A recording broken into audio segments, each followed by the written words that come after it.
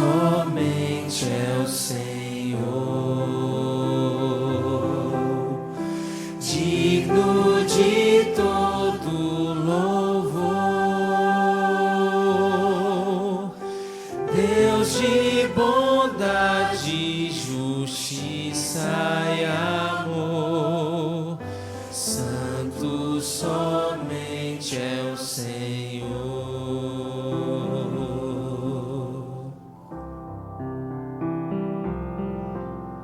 Santo somente é o Senhor, digno de adoração. Deus que é fiel, Deus de paz e perdão, santo somente é o Senhor. Santo, santo, santo somente é o Senhor. Santo, santo, santo somente é o Senhor.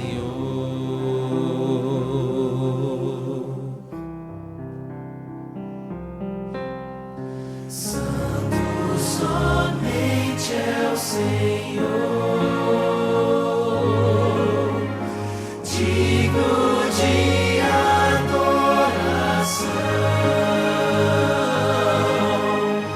Deus que é fiel, Deus de paz e perdão, santo somente é o Senhor. Santo, santo, santo somente é o Senhor. Santo,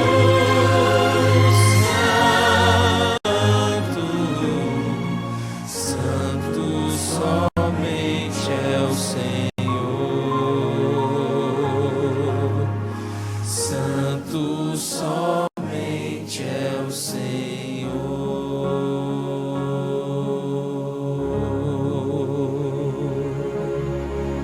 Amém.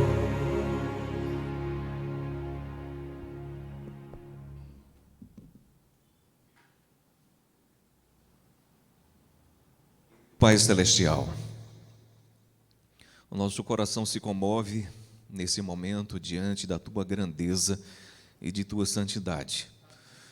Da mesma forma como percebemos um Deus grandioso, cremos pela Tua palavra que Tu és um Deus próximo de cada um de nós, que tens interesse particular em nossa vida, também na nossa vida familiar, como igreja, como comunidade. Muito obrigado, porque o Senhor não nos tem deixado soltos, sozinhos nesse mundo, mas estamos bem acompanhados pelo Teu Espírito Santo e em preparo para a eternidade, para o grande resgate através do retorno de nosso Senhor. Então somente pedimos que o Senhor nunca, jamais desampare qualquer um de nós aqui, em meio às nossas lutas e dificuldades, teimosias, pecados, obstinações, mas que o Senhor comova o nosso coração sempre, constantemente, para nos voltarmos todos os dias à nossa origem em Cristo Jesus. Que o Senhor bendiga a exposição da Tua palavra nesse momento do culto e continue a nos conduzir. Te pedimos isso em nome de Jesus. Amém. Amém. Um bom dia para a Igreja de Deus. Amigos, estamos muito felizes porque a primavera já começou, viu? E nesse mês de agosto começamos a aquecer os motores para essa grande celebração. É um marco do ano, né? Primavera. E nós já temos data marcada para a grande festa que vai ser dia 25 de setembro, tá bem? Guarde essa data, 25 de setembro, à tarde, nós vamos promover a união dos dois distritos irmãos aqui da cidade, Central e Coab. As irmãs são da Coab? É isso? Muito bem-vindas, estou aqui ó, com o chocolate de vocês guardado, muito obrigado pela gentileza e porque abrilhantaram a nossa recepção nessa manhã de sábado. Amigos, nós somos irmãos e vamos estar juntos para fazer grandes coisas pelo Senhor e com o Senhor. Então, já alinhamos com o pastor Heber, vamos fazer ali no Coama, uma festa bonita, agradável. E, amigos, com batismo, com celebração, com festejo, gratidão e louvor. Amém? Esse é o propósito. E veja, nós temos essa oportunidade de celebrarmos juntos no dia 25, e você que está preparando o seu candidato ao batismo, ó, vise nesse mês de setembro. Você, pai ou mãe que tem filho em idade batismal, deixa eu falar uma coisa, nem precisaria. Não negue batismo a uma criança que pede não, viu? Um juvenil que pede. Na minha experiência ministerial, eu tenho visto algumas famílias que dizem, está muito novo para ser batizado, a partir de 8, 9, 10 anos, mais à frente, daqui a pouco é a criança que não quer, ou o adolescente que não quer, ou o jovem que não quer, e tenho acompanhado a labuta, a luta aí de muitas famílias, tentando fazer voltar o coração de um adolescente, de um jovem, ao caminho e com lutas e dificuldades, né? Então, nosso propósito aqui é ajudar. Nós nunca devemos fazer um batismo irresponsável. O que é um batismo irresponsável? Batize que você vai ganhar a Bíblia da primavera. Isso não é motivação correta para batizar, correto?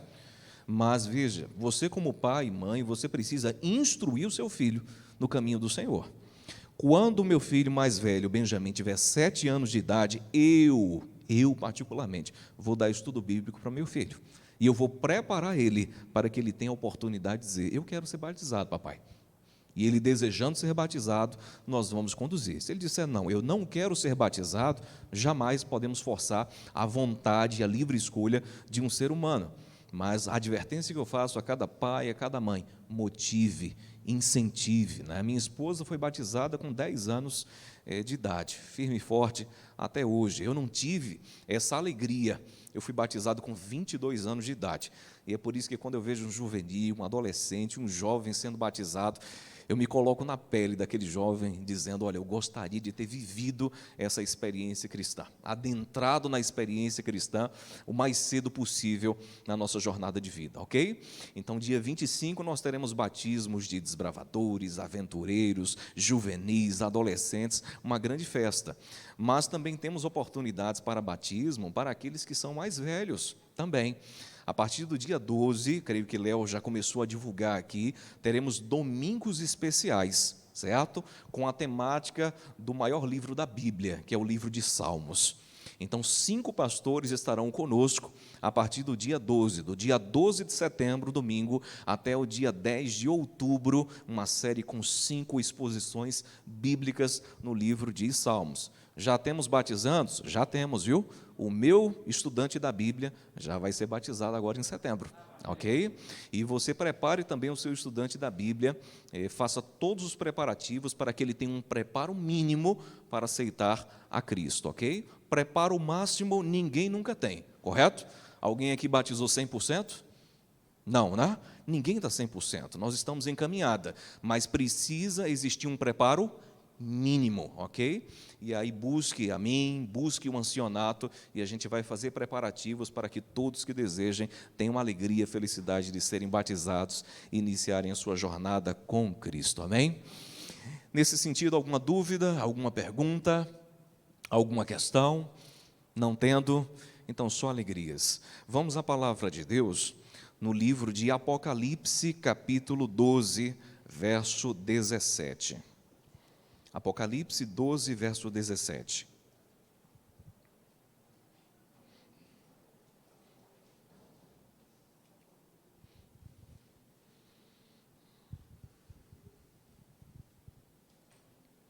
Esse foi o primeiro texto que eu abri para estudo diante da igreja, em dezembro do ano passado.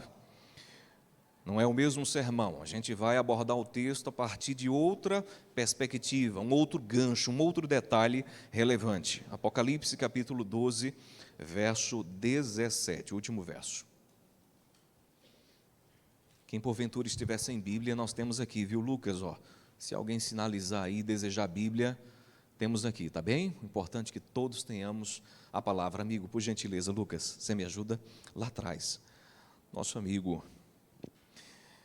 você eu lhe conheço de Mundaú, não é verdade? O pastor conhece suas ovelhas. Você está por aqui agora, amigo?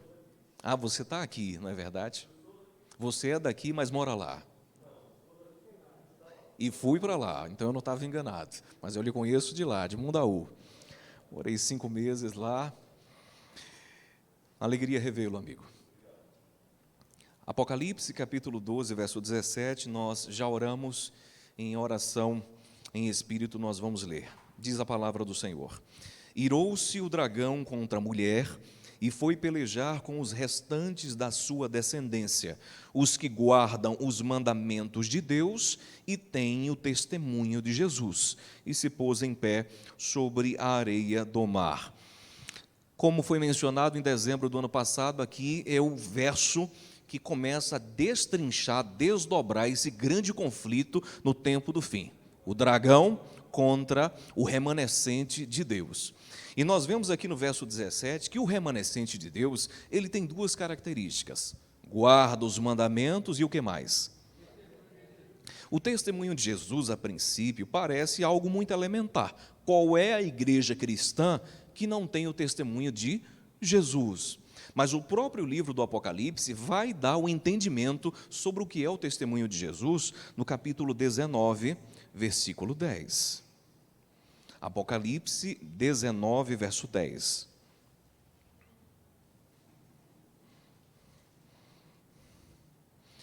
Nós vamos fazer uma verdadeira maratona bíblica, viu? Prepare, deixe a Bíblia aberta, porque hoje nós vamos ler vários textos. Hoje o estudo vai ser um pouquinho mais grosso, sabe? Tem um estudinho um pouco mais grosso, mas se mantenha concentrado, firme, porque por detrás de um grande trabalho existem grandes bênçãos também. Apocalipse 19, verso 10, a palavra do Senhor diz: Prostrei-me ante os seus pés para adorá-lo. Ele, porém, me disse: Vê, não faças isso, sou conservo teu e dos teus irmãos que mantêm o testemunho de Jesus.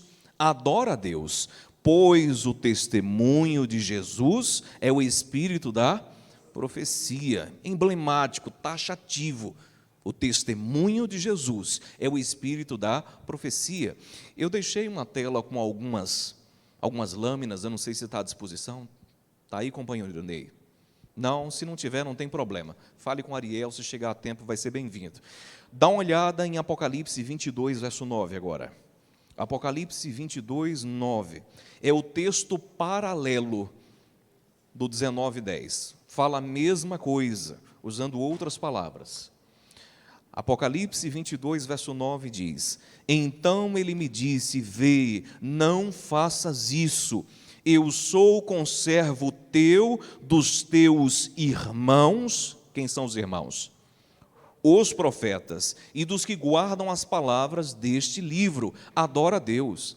Se você notar Apocalipse 19, 10 e o 22, 9, é a mesma linguagem, é a mesma cena. O apóstolo João, ele vai se dobrar e adorar o anjo. O que é que o anjo diz? Não faça isso. Eu sou conservo teu, dos teus irmãos. No capítulo 19, verso 10, que os irmãos são quem? Aqueles que mantêm o testemunho de quem? De Jesus. E é interessante que no capítulo 22, verso 9, diz que os irmãos são quem? Os profetas. Então, aqueles que mantêm o testemunho de Jesus, claramente, são quem? Os profetas. Traduzindo para Apocalipse 12, verso 17, a igreja remanescente teria o dom de profecia, um profeta em seu meio. A igreja adventista do sétimo dia, não sei se tem algum amigo que está nos visitando nessa manhã de sábado, seja muito bem-vindo, mantém, apoia, está certa e segura de que nós temos um profeta em nosso meio, chamado Ellen Good White, correto?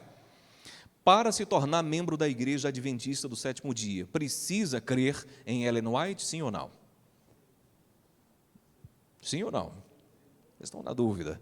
Não necessariamente. Por quê? Para ser salvo, a gente depende de escritos fora da Bíblia? Não. Os estudos bíblicos da Igreja Adventista são dados a partir de escritos de Ellen White ou Bíblia? Tudo que nós precisamos está onde? Na Bíblia. Mas cremos sim que o dom de profecia se manifestou no ministério dela e é muito relevante e importante, como nós vamos ver na sequência.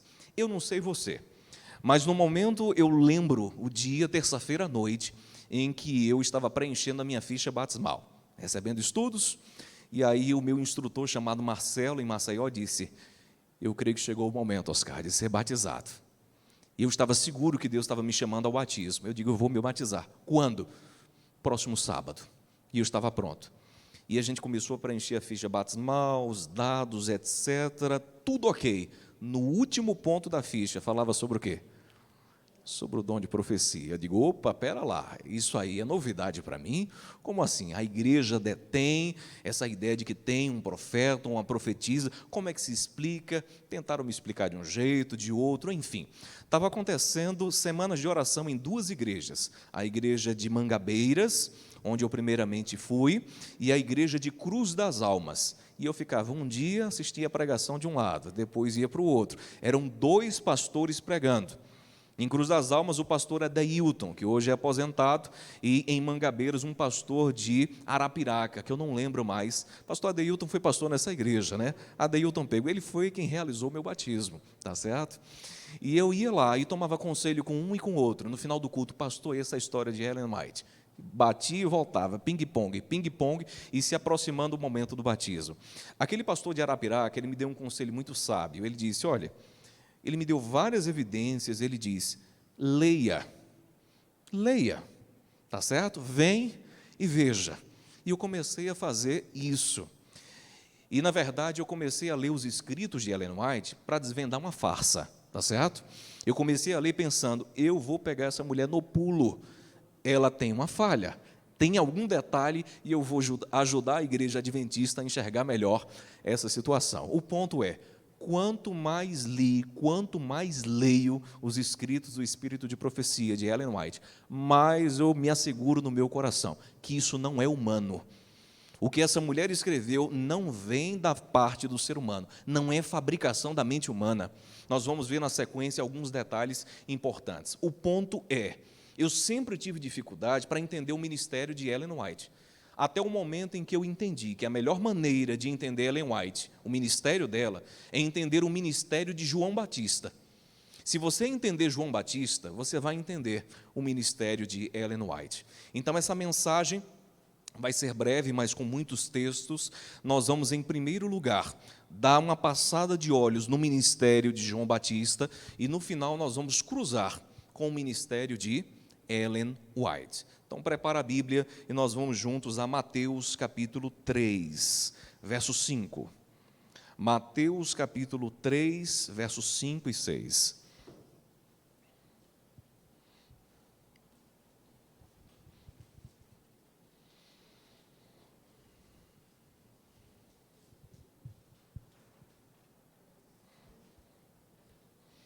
Mateus 3, verso 5 diz, então saíam a ter com ele Jerusalém, toda a Judéia e toda a circunvizinhança do Jordão, e eram por ele batizados no rio Jordão, confessando os seus pecados.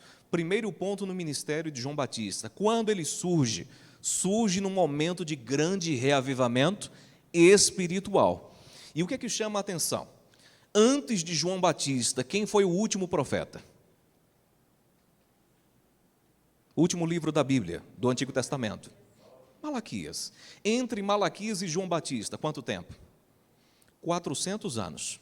400 anos de trevas espirituais, onde o povo de Deus não teve alguém que os guiasse à palavra de Deus e à vontade do Senhor. O povo permaneceu 400 anos na escuridão.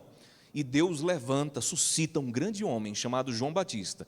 E quando ele surge pelo poder do Espírito Santo, multidões afluíam até ele, correto? Um grande reavivamento começou a acontecer. Então guarde essa informação. Primeira informação sobre o ministério de João Batista. Ele surge após um grande período de trevas espirituais. E o que acontece? ele, de fato, promove grande reavivamento. Vocês estão olhando para lá, eu olhei junto, viu? João capítulo 1. João capítulo 1, verso 19. João 1, 19 até o 21.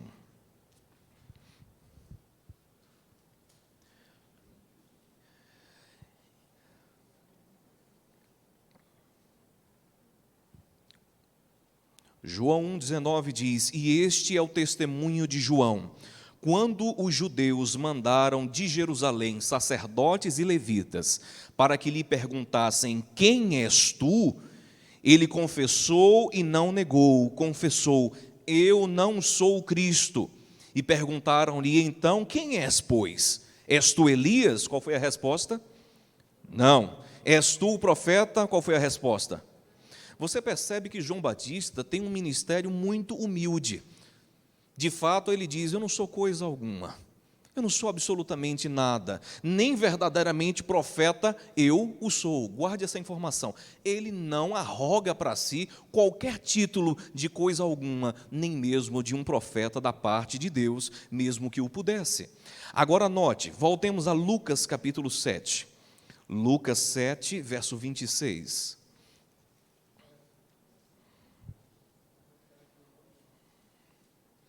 Lucas 7, 26 diz: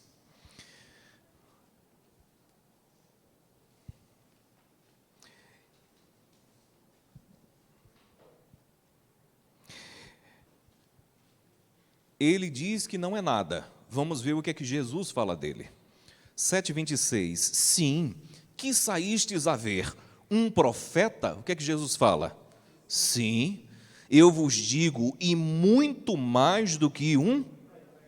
Ele diz: eu não sou o profeta. Ele não se arroga esse título. Jesus afirma: ele é profeta. E ele é mais do que um. Eu pergunto a vocês: quantos livros da Bíblia João Batista escreveu? Quantos livros da Bíblia Elias escreveu? E Eliseu? E Natã? Você percebe? Para ser um profeta, não necessariamente é preciso que esteja dentro da Bíblia. Existem vários relatos, Antigo e Novo Testamento, de profetas não canônicos, ou seja, que não escreveram porções da Bíblia. Porque há pessoas que justificam da seguinte maneira: bom, se não está na Bíblia, de fato não pode ser verdadeiro, isso é uma falácia.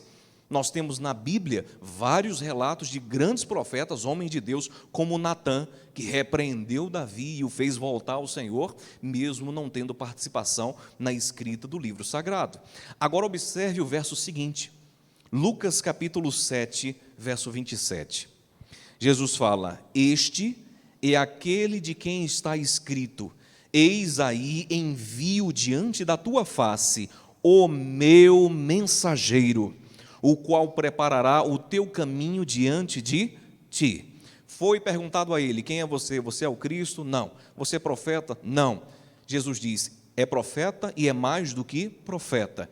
E Jesus fala: é aquele que foi dito lá na profecia do Antigo Testamento: eis aí envio diante de mim o meu mensageiro. Então nós podemos dizer que João Batista era o mensageiro de quem? Do Senhor. O mensageiro do Senhor que ia adiante de Cristo era João Batista.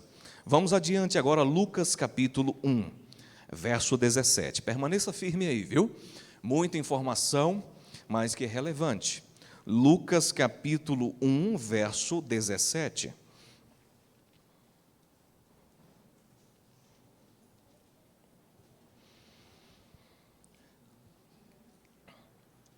E irá adiante do Senhor no espírito e poder de que homem de Deus? Elias, para converter o coração dos pais aos filhos e converter os desobedientes à prudência dos justos e habilitar para o Senhor um povo preparado. Você observa que o ministério de João Batista era um ministério caseiro. Não era um ministério para os gentios, mas um ministério para converter o coração de quem? Dos filhos aos seus pais. Então nós notamos que o papel de João Batista era promover reavivamento espiritual dentro do povo de Deus. Não é um ministério para os de fora, é um ministério para os de dentro. Nesse sentido, volte para Mateus capítulo 17 agora. Mateus 17, verso 11. Nesse sentido de que ele é o Elias, qual é a informação a mais que nós podemos obter? Mateus 17, verso 11.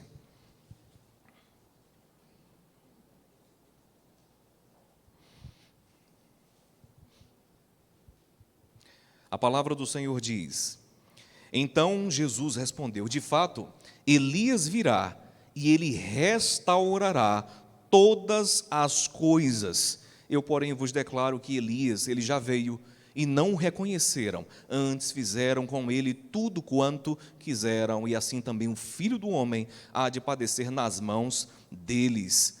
Verso 13: Então os discípulos entenderam que lhes falara a respeito de quem? Ele é como Elias. E qual foi o papel de Elias destacado aqui? Ele virá e ele restaurará todas as coisas. A imagem mais emblemática que nós temos no Antigo Testamento de Elias é aquele momento em que ele restaura, ele reconstrói o altar. Em outro sentido, Elias foi levantado como verdadeiro profeta, não para promover novas verdades, mas para restaurar a verdadeira adoração no meio do povo de Deus. Então, guarde essa informação. João Batista, ele traz algum ensino novo no Novo Testamento? Não. Algumas pessoas até falam, não, ele introduziu o batismo. Não, o batismo já era praticado há centenas de anos antes da vinda de João o Batista. Então, a informação que nós temos aqui, ele é como Elias. Ele tem um papel caseiro, não para os gentios, não para os de fora, e de restauração e reavivamento espiritual. Evangelho de João, capítulo 10. Aqui nós temos uma importante informação sobre João Batista. João 10, verso 41.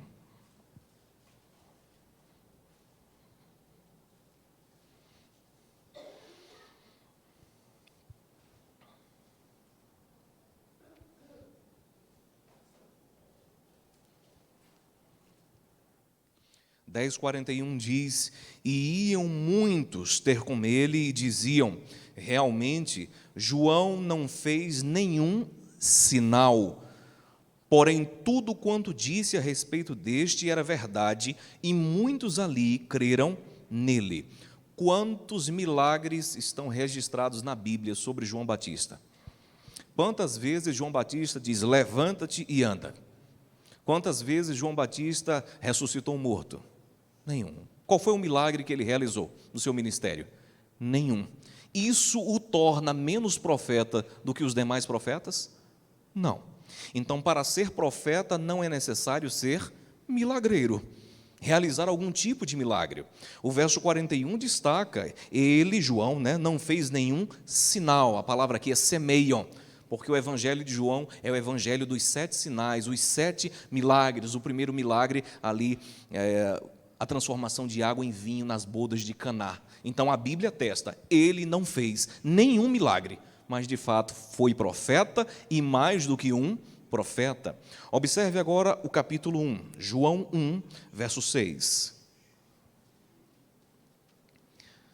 João capítulo 1, verso 6, 7 e 8.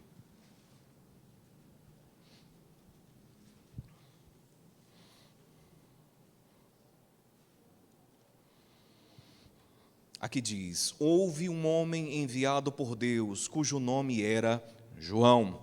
Este veio como testemunha, para que testificasse a respeito da luz, a fim de todos virem a crer por intermédio dele. Observe o verso 8. Ele não era a luz, mas veio para que testificasse da luz. Quem é a luz? Jesus. Ele, João Batista, não era a luz, mas ele veio para testificar, apontar para a luz. Agora observe o capítulo 5, João 5, 35. Ele não era a luz, mas a Bíblia diz que ele era um tipo de luz. João 5, verso 35.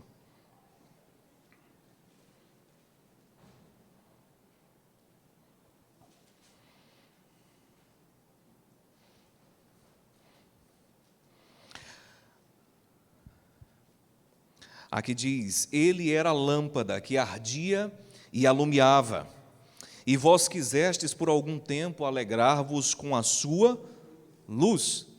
Interessante que Cristo diz que ele não era a luz. João fala que ele não era a luz, mas ele era o quê? Uma lâmpada. E lâmpada é o quê? Um suporte de luz, não é verdade? Não era a luz, mas era um tipo de luz. E não, nós podemos dizer que João Batista era uma luz menor, que apontava para a luz maior que quem? Jesus Cristo, que dá o testemunho de quem? De Jesus, tem o dom de profecia. Último texto está em Mateus capítulo 11. Muito texto, né? Vou parar de maltratar vocês. Mateus 11, verso 18. E tem mais, eu estou poupando vocês em um terço, mais ou menos, de alguns detalhes. Mateus capítulo 11, verso 18. Vocês acham que João Batista, ele era bem quisto pelo povo? Todo mundo amava João Batista. Será que era assim popular? Mateus 11, 18 diz: pois veio João, que não comia nem bebia, e dizem o que dele? Tem demônio. Olha que elogio bacana, né? Tá possesso esse aí, está endemoniado, o profeta de Deus. Então, é uma pessoa que enfrentou dificuldades até com a liderança religiosa dos seus tempos, correto? Então, a gente faz uma junção aqui, uma captação de várias informações importantes do ministério de João Batista. E antes de nós cruzarmos as informações com o ministério de Ellen White, eu pergunto para vocês, o profeta, ele pode falhar? Ou ele é infalível? Ele erra ou não erra? Sim ou não? É guiado por Deus ou não, a ponto de não falhar? E aí? Falha, claro que falha. Observe João Batista. João capítulo 1 diz assim, ele está batizando, aparece quem? Jesus, ele diz: eis o Cordeiro de Deus que tira o pecado do mundo. Ele tem alguma dúvida sobre quem é Jesus? Não, é o Messias, eu estou convicto. Vão até ele é o Salvador de vocês. O tempo passa, ele é preso, não é isso? E lá na prisão bateu uma angústia e uma dúvida. Em um dado momento, ele manda alguns de seus discípulos e foram mandar perguntar a Jesus: tu és o Messias mesmo, ou é outro que virá? O que é que Jesus faz? Num espaço curto de tempo, ele faz muitos milagres, não é isso? Rapidamente, cura o cego, o coxo, etc. E ele diz, vá dizer a João Batista o que é que vocês estão vendo. O coxo anda, o cego vê, e o evangelho ele é pregado. O reino de Deus está avançando aqui. E eles foram, então, voltar com esse testemunho para João Batista. Então, o fato de ser um profeta, e mesmo totalmente guiado por Deus, não tira a sua humanidade. Nós vimos na lição dessa semana, falando sobre Elias, né, um texto de Tiago, que fala uma pessoa suscetível aos erros humanos, de carne e osso, como qualquer um de nós, ok? Quando a gente cruza esses elementos, a partir desse momento a gente vai precisar, companheiro Arinei, das lâminas aqui, para a gente cruzar com o ministério de Ellen White. Veja, Ellen White ela surge ali no século XIX, num contexto de um grande reavivamento espiritual, correto? E foi um período de reavivamento depois de outro período de trevas espirituais. Já ouviu falar na profecia dos 1260 anos? Os 42 meses da profecia de Daniel, Apocalipse, foi um período de trevas espirituais, que acaba em 1798. Depois a gente faz uma pregação sobre isso. Mas logo depois, na virada, ali para o século XIX, surge o ministério de quem? Ellen White. O ministério surge depois de grandes trevas espirituais e num grande reavivamento espiritual. Lembrando quem? João, o Batista. É interessante que João ele foi enviado como profeta para preparar o povo antes da primeira vinda de Jesus. E Ellen White foi levantada como profetisa para preparar o povo de Deus, o remanescente, antes da segunda vinda de quem? De Jesus Cristo. Agora observe, pode passar, meu amigo, por gentileza? Ok. Dê atenção a esse texto aqui de Mensagens Escolhidas, volume 1, na página 35 e 36, diz: Durante o discurso, eu disse que não reclamava ser profetisa. Te lembra alguém? Alguns ficaram surpreendidos ante esta declaração. E como tanto se está falando sobre isto, eu darei uma explicação. Outros me têm chamado profetisa. Eu, porém, nunca me atribuí esse título. Não tenho sentido que fosse meu dever designar-me assim. Nos lembra quem? João Batista. Dá mais um toque. Uma outra citação diz o seguinte: quando estive a última vez em Battle Creek, foi a cidade sede inicialmente da igreja, eu disse perante uma grande congregação que não reivindicava o ser profetisa. Referi-me 2 vezes a esse assunto, tensionando a cada vez fazer a declaração: não reivindico o ser profetisa. Se falei de outra maneira que não essa, compreendam agora, o que eu tinha em mente dizer era que eu não reclamo o título de profeta ou profetisa. Ela nunca recriminou alguém por chamá-la de profetisa, mas ela nunca outorgou para si esse título de profetisa em todo o seu ministério de 70 anos. 70 anos. Vamos mais adiante, por gentileza.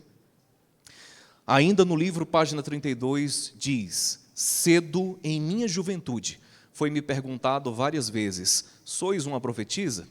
Eu tenho respondido sempre: sou a mensageira de quem? Nos lembra quem?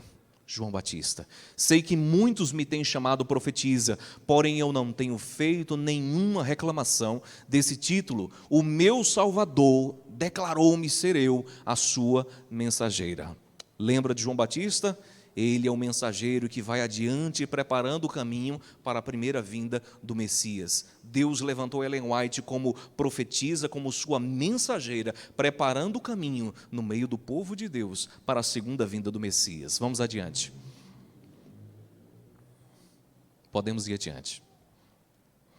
Mensagens escolhidas, agora volume 2. Alguns declaram sua incredulidade na obra que o Senhor me deu a fazer, porque, segundo dizem, a senhora Ellen White não opera milagres, mas os que andam à procura de milagres, como sinal de guia divina, acham-se em sério risco de engano.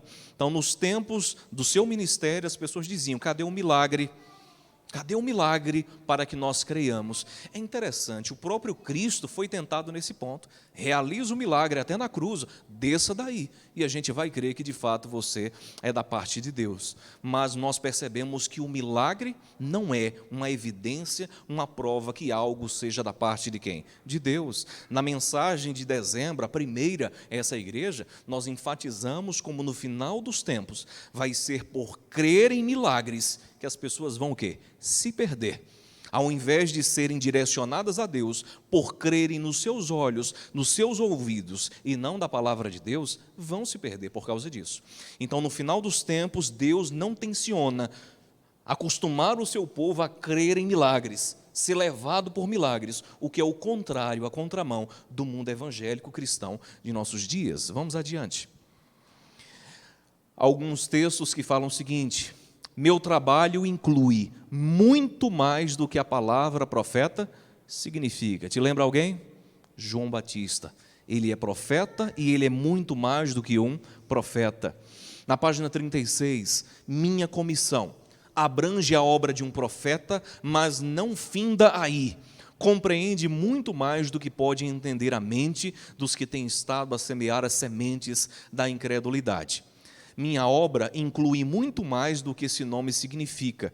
Considero-me uma mensageira, a quem o Senhor confiou mensagens para seu povo. Um ministério mais amplo do que um ministério meramente de profeta ou de profetisa. Finalmente, o último verso, o último texto que diz assim: pouca atenção é dada à Bíblia, e o Senhor deu uma luz menor para guiar homens e mulheres à luz maior. Então, nós vemos todos esses paralelos, e o que mexe comigo, sabe o que é? Eu tenho certeza que ela nunca fez esse paralelo da vida dela com João Batista. A gente vê claramente que ela não se apercebeu disso, mas até a linguagem vai se encaixando, vai se colocando no seu devido lugar. A gente vai agora para o desfecho. Eu sei que isso é muito chato, é muito texto, pastor, mas é importante, tá bom? Eu tenho ciência disso. Volume 5, Testemunhos para a Igreja, página 665, e aqui a gente finaliza, diz assim: se tivessem feito da Bíblia o objeto de seus estudos com o propósito de atingir o padrão bíblico e a perfeição cristã, não necessitariam dos testemunhos, dos escritos dela. E porque negligenciaram se familiarizar com o livro inspirado de Deus, Ele, Deus, procurou alcançar vocês por meio de testemunhos simples e diretos, chamando a sua atenção para as palavras da inspiração, que negligenciaram obedecer, e insistindo com vocês para modelarem a vida de acordo com seus ensinamentos puros e elevados. Por meio dos testemunhos, o Senhor se propõe a advertir, repreender e aconselhar os seus filhos, e impressionar-lhes a mente com a importância da verdade de sua palavra. Os testemunhos não estão destinados a comunicar nova luz, e sim a imprimir fortemente na mente as verdades da inspiração que já foram reveladas. Amigos, o que é fantástico nos escritos de Ellen White? Como eu mencionei a princípio, eu comecei a ler para desvendar uma farsa. Por mais que uma pessoa fabrique um engano, ela sempre é pega em alguma coisa, na verdade, sempre deixa um rastro. Eu lembro, por exemplo, há uns 10 anos atrás, 12, teve um grande assalto lá no Banco do Brasil de Fortaleza. Vocês lembram disso? Roubaram um roubo multimilionário. Ninguém sabia onde estavam os ladrões. Aí pegaram um e a teia foi sendo descoberta. A gente sempre deixa um rastro. O ser humano, ele é falho. Mas quanto mais eu leio no Espírito de Profecia, mais eu me convenço que de fato é divino, não é humano. É impossível uma criatura de 1,5 m, 40 e poucos quilos, com a terceira série do primário incompleta, escrever o que ela escreve. E o que é assustador é a gama de conhecimento, não apenas teológico, não apenas na área de família, saúde, educação de filhos, saúde emocional. Tem 2 livros fantásticos dela. É impossível um ser humano produzir. De fato, ela é a autora mais traduzida do mundo até hoje, né? Uma produção de mais de 100 mil páginas, do chão até aqui, naquele tempo que se escrevia como? À mão, sem computador. De fato, algo assombroso. No curso de teologia, a gente tem contato assim, com autores fantásticos, sabe? Por exemplo, John Stott. Já ouviram falar de John Stott? Um grande teólogo, ele já é falecido já há uns 10 anos atrás, uma mente brilhante, desse tamanho a cabeça desse homem, iluminado. Mas tudo que eu já li de qualquer teólogo não se compara aos escritos de Ellen White. Sabe por quê? Porque Ellen White, ela consegue conjugar 2 coisas muito difíceis juntas, que é profundidade com simplicidade.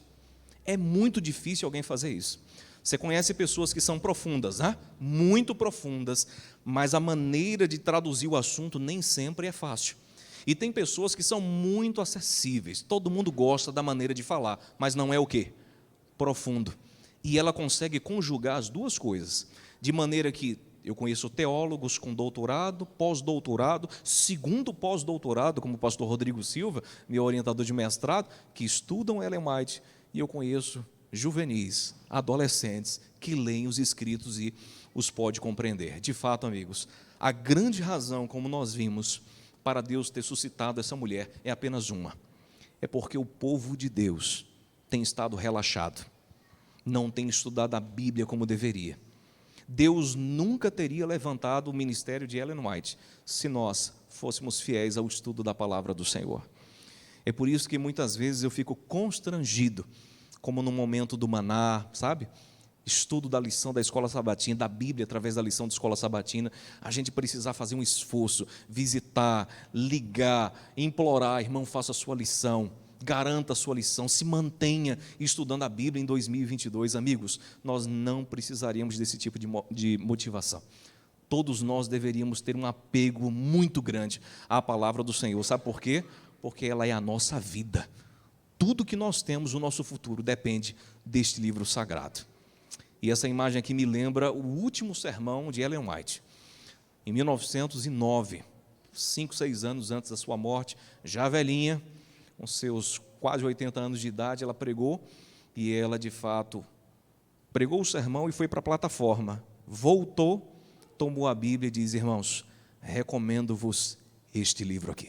O ministério dela foi para erguer a Bíblia Sagrada, para exaltar a Cristo e para mover o nosso povo ao estudo sério da palavra de Deus. E é por isso, queridos irmãos, que eu gostaria de desafiar você a se voltar para a palavra de Deus. Você que porventura não tem priorizado as Sagradas Escrituras e você deseja o céu, você deseja se preparar para os eventos finais, esse é o momento que Deus está usando para alcançar o seu coração. Seja você quem for, eu não sei quem é, mas você sabe a situação do seu coração.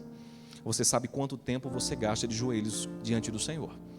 Você sabe quanto tempo você tem devotado ao estudo sistemático, crescente da palavra de Deus.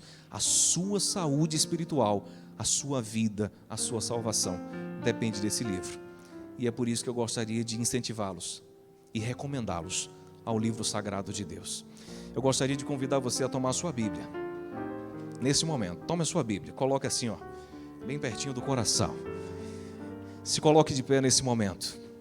E nós vamos exaltar a palavra de Deus agora, manifestando um compromisso renovado de permanecermos aos pés do Senhor pela sua palavra, custe o que custar. Abrace a Bíblia para nós cantarmos juntos o hino 165, Dá-me a Bíblia. E à medida que cantamos, exaltemos o Senhor, a sua palavra e os seus planos para a vida de cada um de nós.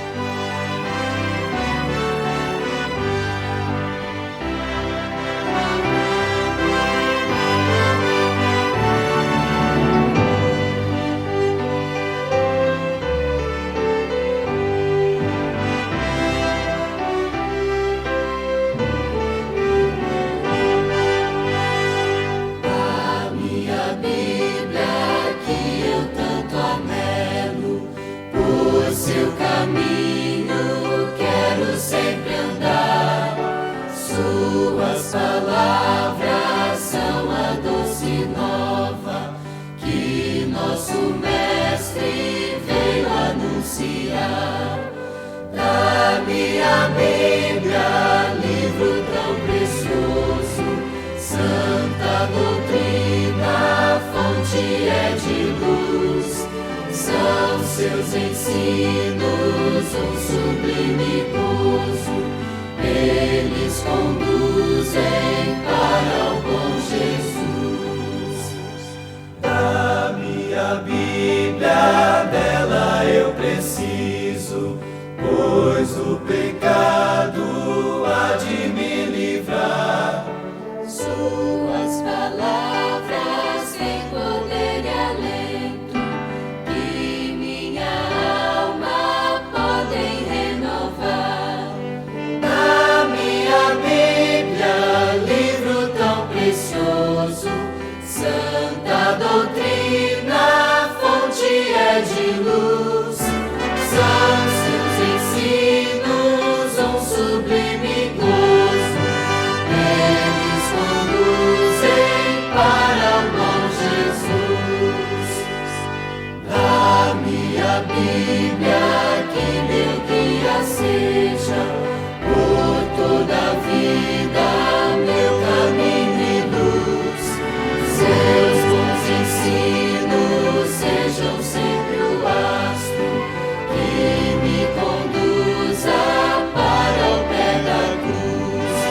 Dá-me a Bíblia, livro tão precioso, santa doutrina, fonte é de luz. São seus ensinos um sublime gozo, eles conduzem para o bom Jesus. Querido Pai Celestial, nessa manhã sabática, nos agarramos à Tua Palavra, porque reconhecemos que ela é a nossa vida, é a nossa esperança de conhecimento do Senhor, de crescimento espiritual, da nossa própria salvação. Por isso, perdoe-nos, Pai, porventura, nós individualmente, coletivamente, se temos falhado, se temos sido negligentes no estudo constante, diário, com tempo de qualidade diante da Tua Palavra. Perdoe-nos, Senhor Deus, as falhas e renove nosso coração nessa manhã, para que possamos voltar a ser o povo da Bíblia, para que possamos crescer, para que nosso testemunho alcance toda a cidade de União dos Palmares, para que todas as famílias dessa igreja sejam verdadeiramente guiados por Teu Espírito Santo, para que sejam não apenas abençoados, mas uma bênção por onde quer que passem. Que o Senhor Jesus Cristo retorne em nossos dias. Suplicamos ao Senhor que possamos vê-lo face a face, ainda em vida.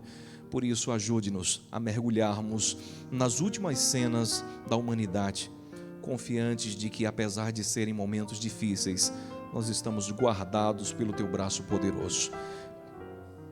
Pai bendito, nos conceda um bom restante de sábado. Nos guie às atividades sabáticas, na visitação, no estudo da Bíblia, ao conduzir outras pessoas a Cristo também. Que o Senhor seja o primeiro, o melhor e o último em nossa existência. Pedimos isso confiantes de que o Senhor nos ouve, porque pedimos unicamente em o nome de nosso Senhor Jesus. Amém. Amém.